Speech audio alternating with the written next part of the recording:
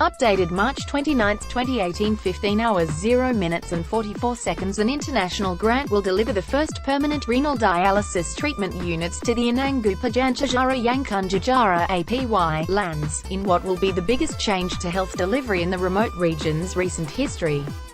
The $153,000 Rotary International Global Grant will deliver 4 treatment units to a dialysis centre to be built at Pukaja, Ernabella community, in far north South Australia.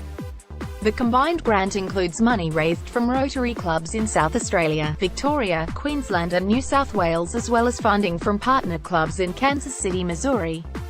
Community-directed not-for-profit The Purple House will operate the centre and contribute more than $170,000 to the operating costs of the facility. The grant is in addition to $1.7 million of federal government funding to build the centre announced in 2015. Grant a significant contribution. The Purple House chief executive Sarah Brown said she could hardly believe it when the grant was confirmed. "When I heard that it had been approved, it was almost a knickers on the head occasion," Ms. Brown said. "It's really significant because it shows people from Rotary around Australia and the world are keen to help us out.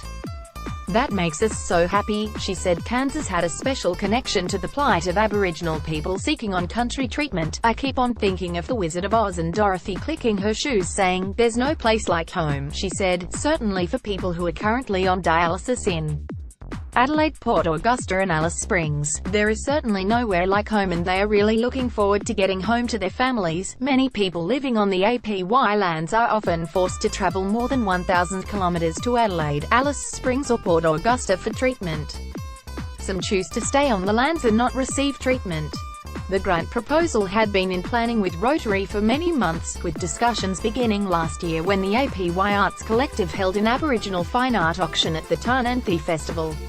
While the grant provides a positive step forward in the process, Ms. Brown said there were many other discussions surrounding the facility taking place. "There's an opportunity which is about a Medicare item number for dialysis completed by a nurse in a remote community. That will really help secure funding in the long term," she said. "We're really looking forward to seeing some progress on the ground in Ernabella, because everyone who's worked for this and advocated for it for the last 10 years or more will get very excited when they actually see some action happening." Aboriginal art auction added flair to plan. Elders from the APY lands community instigated an Aboriginal fine art auction in Adelaide late last year to help raise money for the centre at the Purple House. APY artists donated works to the auction, which raised almost $170,000. One European art collector paid $63,000 for an artwork painted by 20 senior elders of the Jala Arts Women's Collective, including celebrated artists Wawiri Burton and Yaraji Young. The work is currently on display at the South Australian Museum. Ernabella elder Junkai Tapai summed up the sentiments of her community at the event. "I'm very excited and happy to get the money in the centre because it's not just for my family. I've lost my husband, my older brother, my older sister and my younger brother to this kidney-related health issues," she said.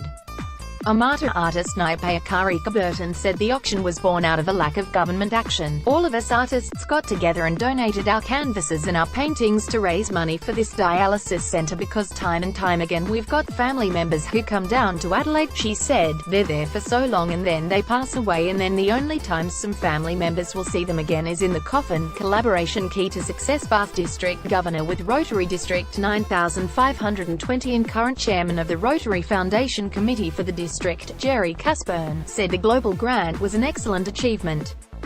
He said the grant application had been an intensive process for all parties and further work was planned. "We had to demonstrate to the international Rotary community that the whole project is sustainable," Mr. Casburn said. "There are also plans from other clubs to form a working group to head to the Pukaja to complete painting, garden installation and develop further things associated with the facility." District 9520 encompasses clubs at Broken Hill, Adelaide, Mildura and parts of the Riverland and Fleurieu Peninsula.